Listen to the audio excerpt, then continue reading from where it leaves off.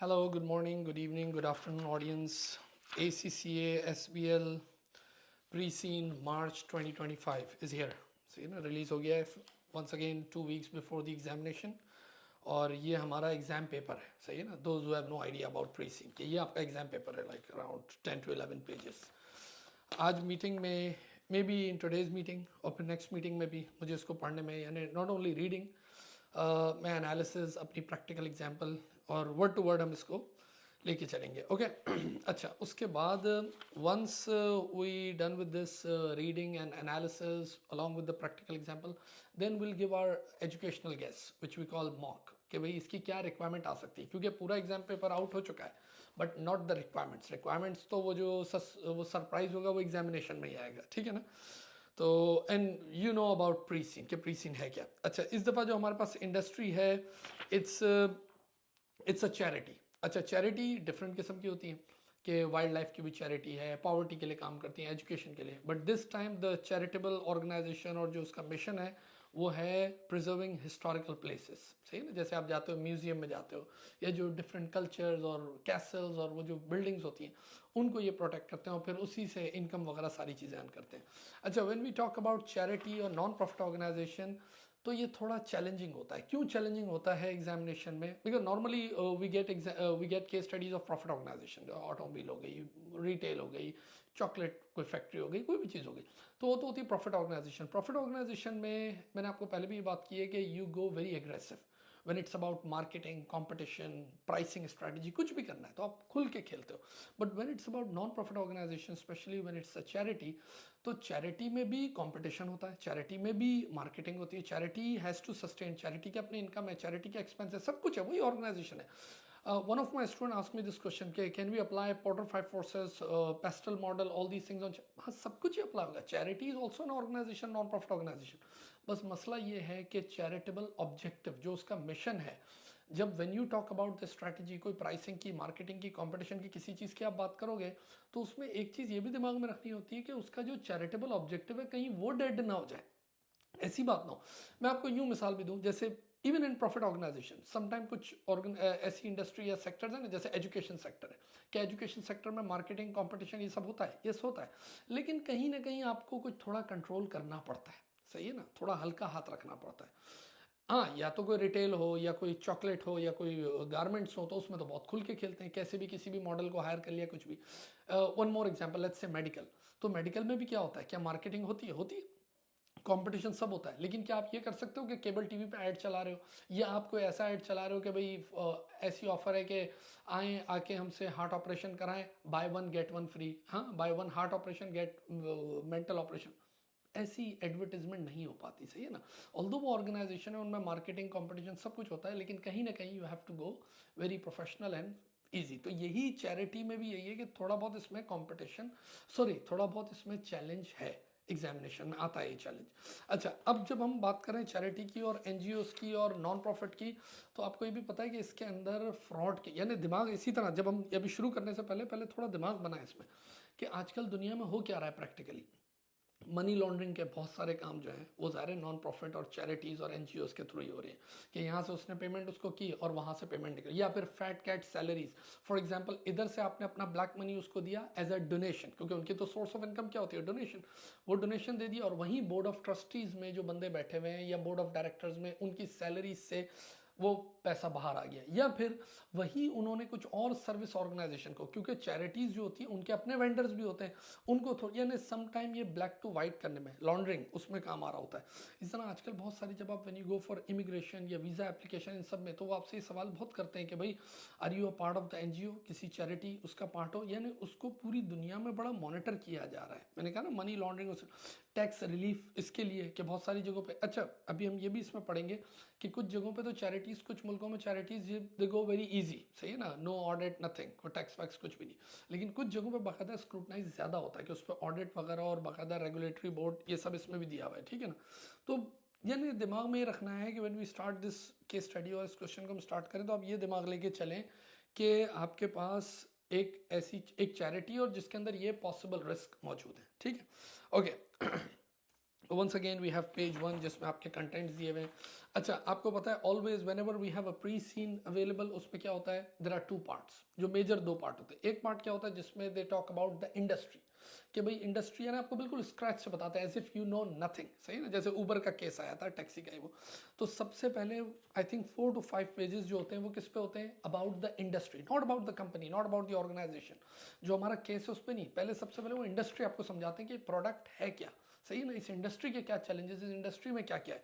और उसके बाद जो 4-5 पेजेस होते हैं that they talk about the organization, about the product. तो हमारे पास भी यही है। आज की मीटिंग में I talk about the industry, यानी मैं आज 4 to 5 पेजेस ले चुका, and then meeting 2 will talk about this organization. तो सबसे पहले we have this page number 1 content, and now page number 2 historic places. This is the name of the organization, HP, जो हमारा जो केस आएगा आगे से ना, जो केस जो हमारी ऑर्गेनाइजेशन है। HP is a charity which operates in the country of Rhodesia. It aims to preserve historical sites in Rhodesia. Okay, ये country है जिसमें ये ऑपरेट करती है।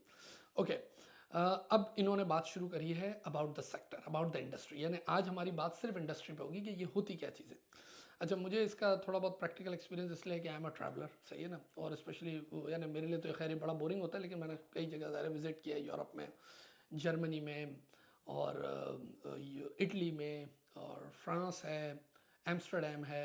तो इन जगहों में मैंने विजिट किया, इवन UK वाली साइड, इन जगहों पे ये बहुत कुछ है इसमें US में तो खैर फिर इतना मुझे जितना ये यूरोपियन साइड और UK वाली साइड, इसमें बहुत ज़्यादा ये सारी चीज़ें। तो बहुत सारे मैंने ये लूव म्यूज़ियम हो गया और वैन गो हो गया म्यूज़ियम, में कुछ इस पर बात करूँगा, सही है ना, कि किस तरीके से ये लोग सेलिंग करते हैं और क्या खेलते हैं इसमें। Okay, charities, charitable organization promote the welfare of society and the public interest. Yes, we know there are different objectives they have, say, you know, they carry out many different activities including helping the sick, disabled, providing poverty relief, education, preserving history and campaigning on issues affecting society. बहुत सारी चीज़ों पे NGOs काम कर रही होती है, ठीक है ना। कितने पावर्टी पे बात करते हैं, सोसाइटी पे, एजुकेशन पे, चाइल्ड लेबर पे, देयर सो मेनी थिंग्स है ना जिस पे वो काम कर रहे होते हैं। Charities raise funds through various methods, including donation by those who support their work and commercial activities. अब जब इन्होंने बोला ना कि एक तो है डोनेशन, कि भाई लोग जो है वो डोनेट कर देते हैं, तो that's one of the sources of income. दूसरा ये कि चैरिटी खुद भी पैसे कमाती है, जैसे उनकी, जैसे मैंने कहा, जैसे म्यूजियम में आप जाते हो तो एक शॉप भी होती है, उस शॉप में बहुत सारी चीज़ें वो बेच रहे होते हैं। मेरे जो फ्रिज है, मैं अभी यहाँ से चल के जाऊँगा तो मैं आपको फिर दिखाऊंगा, बहुत सारे मैग्नेट्स में लेके आता हूँ। वो चैरिटी के बाहर एक शॉप होती है जिसमें वो बेचते हैं और उसमें वो कमाते हैं। कॉफ़ी शॉप होती है, उसमें कैफ़े होता है, उसमें मैग्नेट्स होते हैं। फॉर एग्जाम्पल अगर लूव म्यूजियम है तो लूव म्यूजियम का या मोनालिसा की पिक्चर का मैग्नेट लोग लेके आते हैं, बाय करते हैं, फिर तो ये उनकी एक कमर्शियल एक्टिविटी भी होती है जिससे दे make money, support their work and commercial. The charitable sector includes large national charities and small charities which operate in a single site. Okay. मैंने आपको बताया कि कुछ जगहों पे बाकायदा ऑडिट भी होता है, इस तरीके से रेगुलेशन होती है। अच्छा, चैरिटीज लीगल पोजीशन, अब जाहिर है जब ये किसी मुल्क में ऑपरेट करती हैं तो there should be some sort of regulator, कि भाई किस तरह ऑपरेट करती हैं, क्या ये कोई लिमिटेड कंपनी होती है, सोल ट्रेडर होते हैं, पार्टनरशिप होती है क्या। Charities in Rhodesia are often set up as companies limited by guarantee.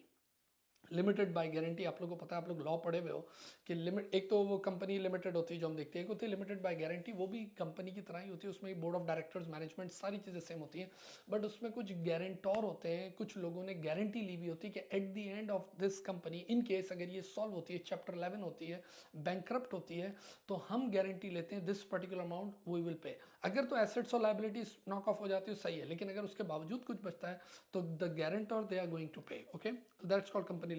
लेकिन इसने समझाया भी, company limited by guarantee does not have any shares और share holders, it is underwritten by guarantors who guarantee to pay the specified amount of money to help settle its debt only in the event.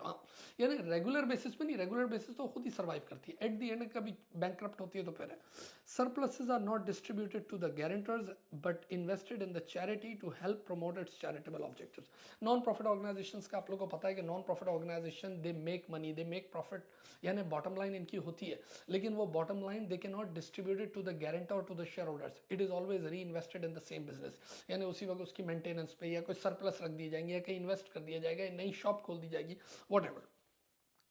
Charities activities are determined by their governing documents. Obviously जैसे हम पढ़ते थे articles of association और memorandum of association, तो इनका भी एक constitution होता है, इट्स लाइक AOA या मेमोरेंडम ऑफ एसोसिएशन, और उसी को देख के चलती है। Many charities raise fund by means of surpluses from commercial activities, for example running shops, I just said.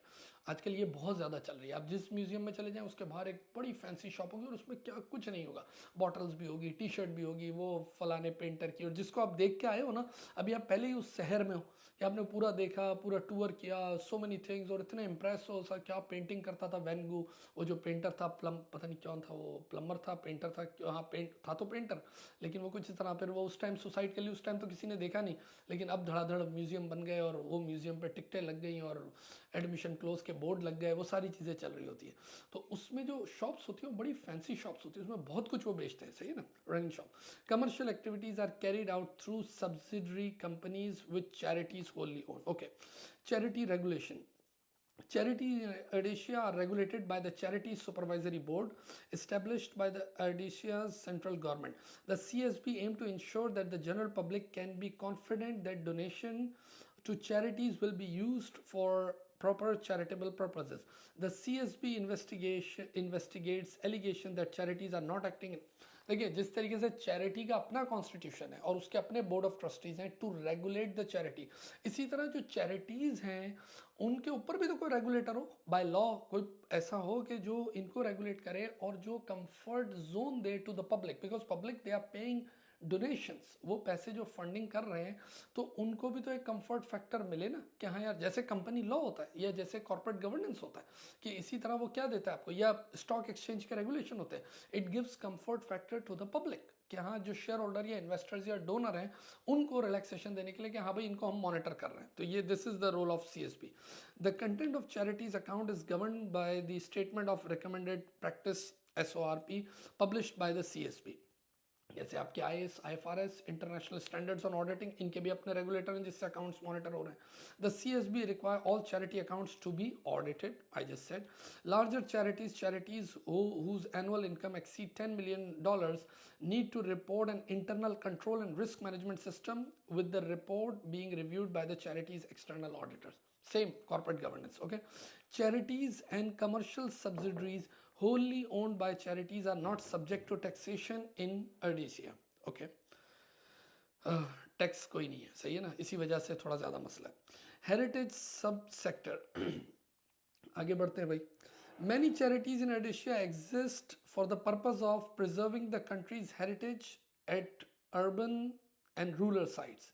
Heritage means things of historical or cultural value which are worthy of preservation. अभी मैंने आपको बता दिया कि वो जो पुरानी buildings, पुराने म्यूजियम, मैंने आपको मिसाल दी वैन गो की, मैंने आपको मिसाल दी लूव म्यूजियम की, कुछ बड़े बड़े कैथीड्रल्स स्पेन में, इटली में, रोम में, फ्लोरेंस में, बड़े बड़े कैथीड्रल्स मैंने कुछ विजिट भी किए, उनको प्रिजर्व करते हैं. इसी तरह वो आपको याद होगा उस टाइम का very famous World War II में वो जो बच्ची थी उसने एना, क्या नाम था, मैंने इधर लिखा, मैं उसका भी वो घर है ना वो उन्होंने मेंटेन किया हुआ, मैंने इधर लिखा था कहीं, हाँ Anne Frank very famous Anne Frank house.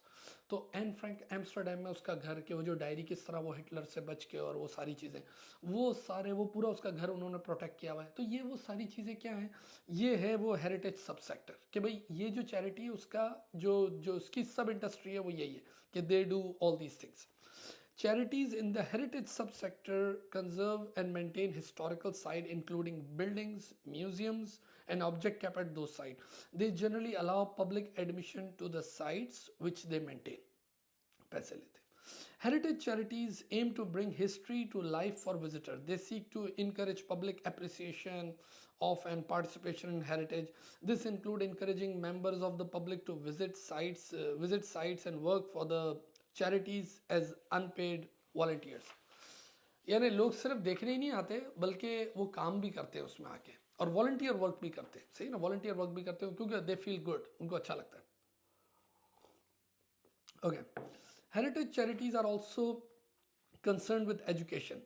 They host visits from groups of school children and students at their sites. Some establish formal links with schools. School के बच्चे आते हैं, हाँ, पूरी स्कूल बस भर के जाती है, वो जाके विजिट करते हैं, ये स्कूल जाते हैं, उनको नॉलेज देते हैं कि yes we have this museum and this is the history of the museum, this is the importance of the museum, वो इनको इनवाइट करते हैं. तो ये एक इनका एजुकेशन वाला काम भी है. द टू लार्जेस्ट, देखिए जब तक अवेयरनेस नहीं होगी, जब तक एजुकेशन नहीं होगी, nobody will come, neither members nor student donors, volunteer कोई भी नहीं आएगा। तो अवेयरनेस देना बहुत ज़रूरी है। और अब तो इलेक्ट्रॉनिक हो गया थ्रू वेबसाइट और सोशल मीडिया इन सब चीज़। The two largest heritage charities in this country are historical places, एक जो हमारा केस है वो बहुत बड़ी है, which mainly looks after site over 300 years old and living the past, ये दूसरी चैरिटी है जो हमारा केस में नहीं है, which mainly cares for the site which are less than 300 years, यानी हमारा जो केस स्टडी है वो उन बिल्डिंग्स और उन चीज़ों के साथ है which are 300 years old, सही ना, बहुत ज़्यादा बुजुर्ग है। Now heritage charities significant stake holder, अब ये बता रहे हैं इस इंडस्ट्री में जो चैरिटीज होती हैं उसके नॉर्मली स्टेक होल्डर कौन होते हैं। तो भाई कौन होते हैं, एक तो होते हैं ट्रस्टीज, जैसे आपके बोर्ड ऑफ डायरेक्टर्स होते हैं। Trustees are individual who oversee charities activities, they are responsible, वही सारी बातें जो बोर्ड ऑफ डायरेक्टर्स वाली, they are responsible for ensuring that it acts according with is charitable objective, वो जो उसका कॉन्स्टिट्यूशन है, and complies with regulation. Trustees should ensure that the charities control and risk all board of directors thing, सही ना, सब कुछ वही है। लेकिन मैंने आपको बताया कि समटाइम ये ट्रस्टीज जो होते हैं ना ये भी फ्रॉड में इन्वॉल्व होते हैं कि इनकी अपनी सेपरेट कंपनीज होती हैं। तो व्हाट दे डू, यहाँ से डोनेशन आया, इधर इन्होंने अपनी कंपनीज को they become the vendors actually, सही है ना, कहने को बोर्ड ऑफ ट्रस्टीज में होता है। और ये ट्रस्टीज नॉर्मली सैलरी लेते नहीं है, but sometimes trustees are accountable for the charity's activities to the charity's supporter, the charity supervisory board and the general public. Obviously they are answerable to the donor, they are answerable to the public, they are answerable to the regulator जो CSB है। trustees are not paid for their time and receive no employment benefit, लेकिन हाँ दायरे free में कोई काम करता भी नहीं, I don't know। अच्छा, एक हो गए main, one of the stake holder is trustee. Second is the executive management, जैसे इदारे की मैनेजमेंट होती है जो क्या करते हैं, whatever the board of trustees will say they will implement. Executive managers are employees responsible, अच्छा इनको बाकायदा पैसे भी मिलेंगे ओवर टाइम, सारी चीजें, they are employees, they don't care whether it's charity, profit, non profit, ये सीधे साधे एम्प्लॉइज है। अदर पेड एम्प्लॉइज, जो दूसरे एम्प्लॉइज होते हैं ऑफिस में, अकाउंट्स डिपार्टमेंट भी होता है, एडमिन वर्क भी होता है, कैफेटेरिया भी होता है, वो भी काम करते हैं, वो बोलते हैं हमारे भी बच्चे, वी नीड मनी, ओके।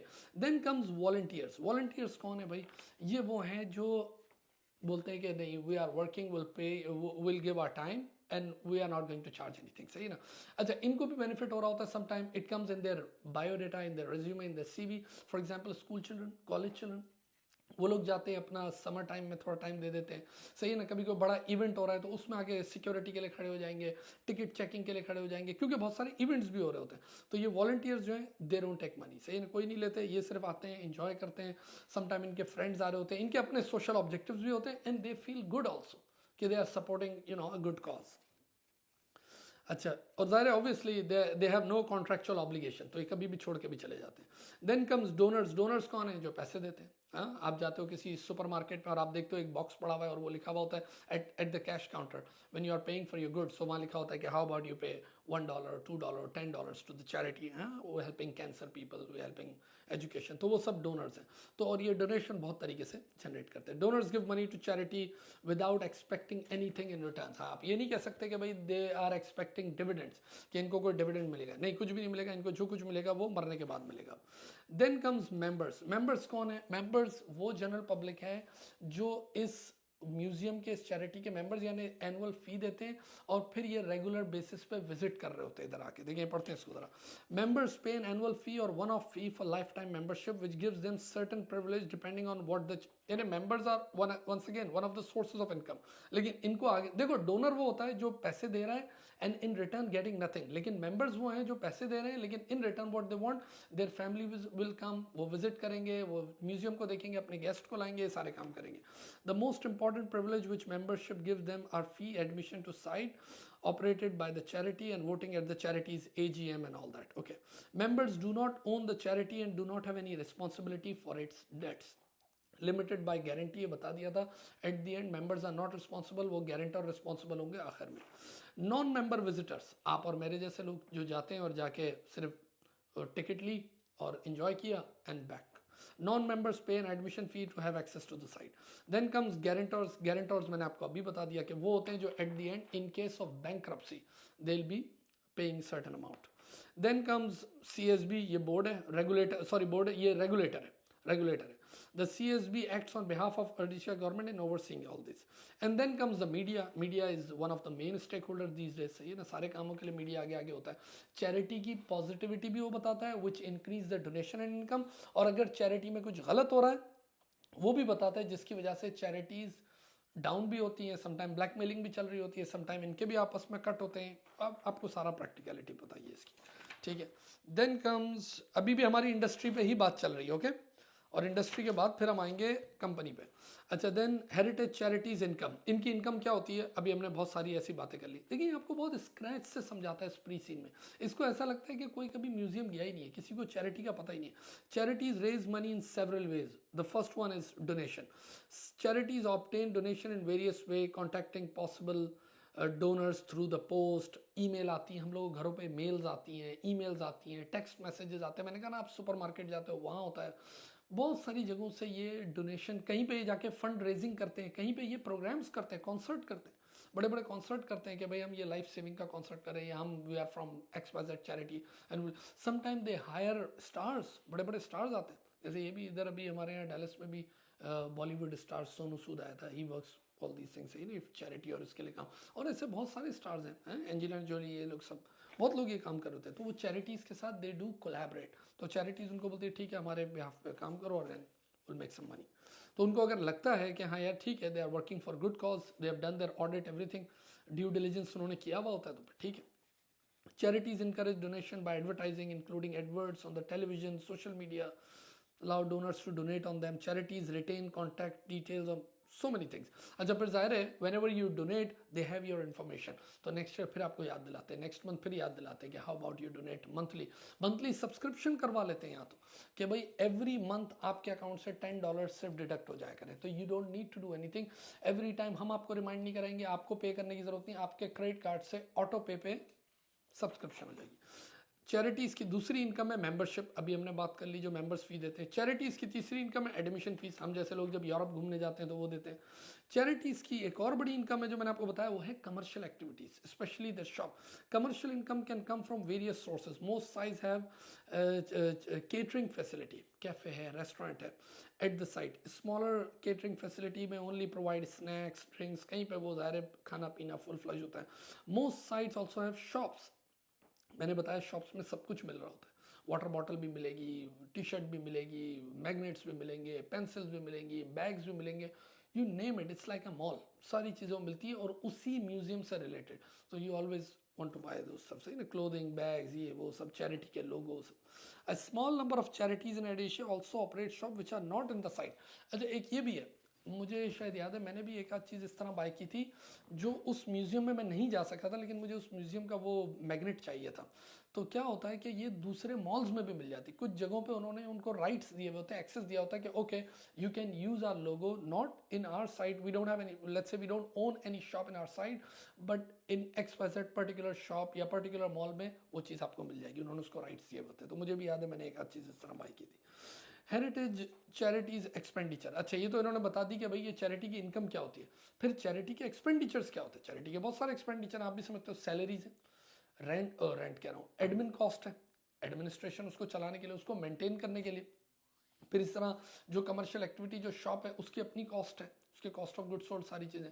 फिर क्लीनिंग वगैरह है, तो बहुत सारी चीज़ें, लेकिन site operating cost, day to day running expenses, wages हैं, एम्प्लॉयज़, यूटिलिटी के बिल्स हैं, बिजली का बिल भी तो आता है ना, उसको मेंटेन भी करना है, हीटिंग, लाइटिंग, सारी चीज़ें। Site maintenance and conversion conservation cost, site requires anything amount of maintenance depending on their age and condition. वैसे ही 300 ईयर्स ओल्ड है तो उनको मेंटेन करना भी मुश्किल होता है, स्पेशली कहीं कोई डिस्ट्रक्शन है, कोई चीज़ें। Some maintenance take place regularly throughout each year. फिर उनकी एनर्जी कॉस्ट वो बहुत ज़्यादा लग रही होती है। चैरिटीज़ एम्प्लॉयज़ आउटसाइड कॉन्ट्रैक्टर्स, वो सारी चीज़ें। चैरिटीज़ ऑल्सो इनकर cost conserving historical object at the site. Administrative cost, administrative cost, general cost जो है सारी, सही है ना। हेरिटेज चैरिटीज चैलेंज, अब ये चैलेंज बता रहे हैं, इनकम बता दी, एक्सपेंस बता दिए, अब इस इंडस्ट्री को, नॉट आर पर्टिकुलर कंपनी, इस इंडस्ट्री को क्या चैलेंजेस हैं।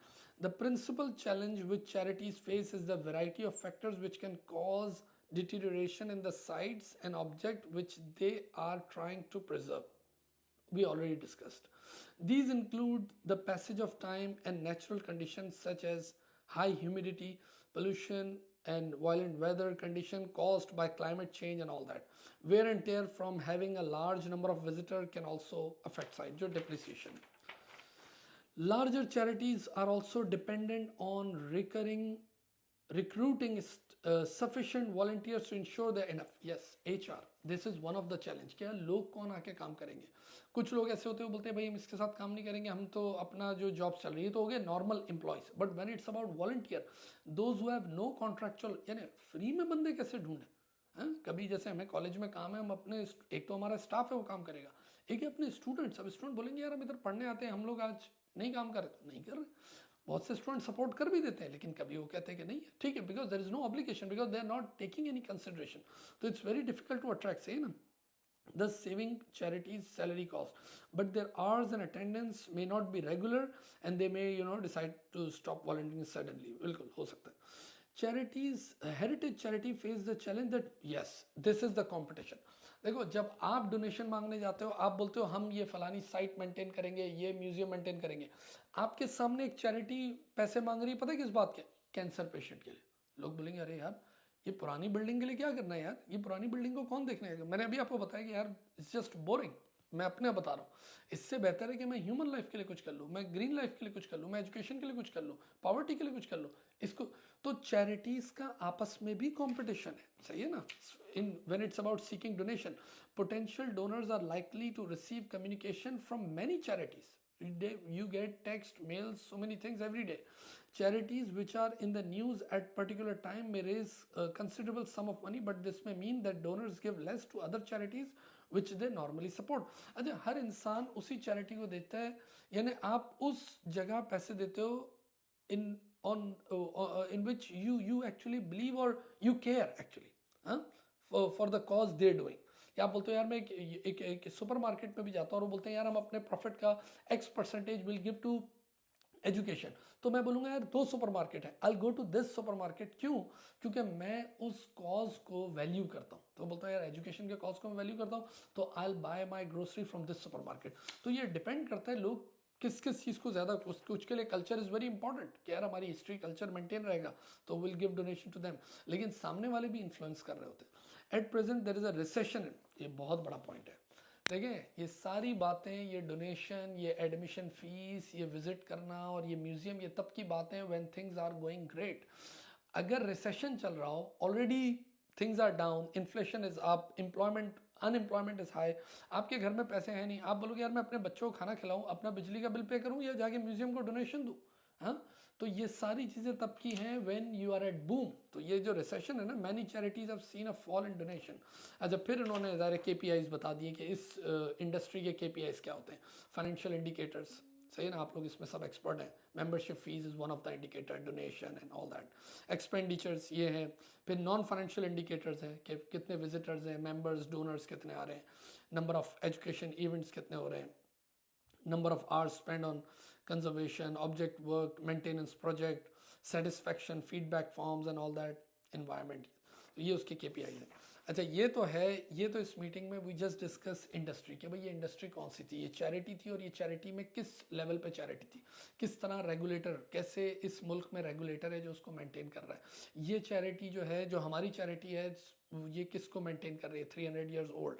चैरिटी की इनकम क्या है, चैरिटी के स्टेक होल्डर्स कौन है, चैरिटी में गारंटर्स कौन है, चैरिटी के एक्सपेंडिचर्स क्या है, चैरिटी को चैलेंजेस क्या है, KPIs. नेक्स्ट मीटिंग में विल डिस्कस आर ऑर्गेनाइजेशन, जो हमारी ऑर्गेनाइजेशन है, हिस्टोरिक प्लेसेस, इस पे हम बात करेंगे, ठीक है ना, नेक्स्ट मीटिंग में. चलें, अब ये अच्छी मीटिंग है, ये आप अपने फ्रेंड्स के साथ शेयर भी कर सकते हो. और मैंने आपको बताया भी कि जब ये 2 मीटिंग्स हो जाएंगी उसके बाद will come with a mock, सही है ना. मॉक लेके आएंगे, जो हमारे स्टूडेंट्स, जो एग्जिस्टिंग स्टूडेंट हैं वो भी उसको अवेल कर सकते हैं, विल हैव 2 मॉक्स.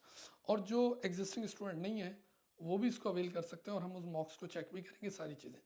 और बाकी ये जो मीटिंग्स हैं ये आप अपने फ्रेंड्स के साथ शेयर करें, जो रेलिवेंट फ्रेंड्स हैं उनके साथ शेयर कर सकते हैं, इसमें तो कोई चार्जेस नहीं. अपना बहुत सारा ख्याल रखें. You have a great evening.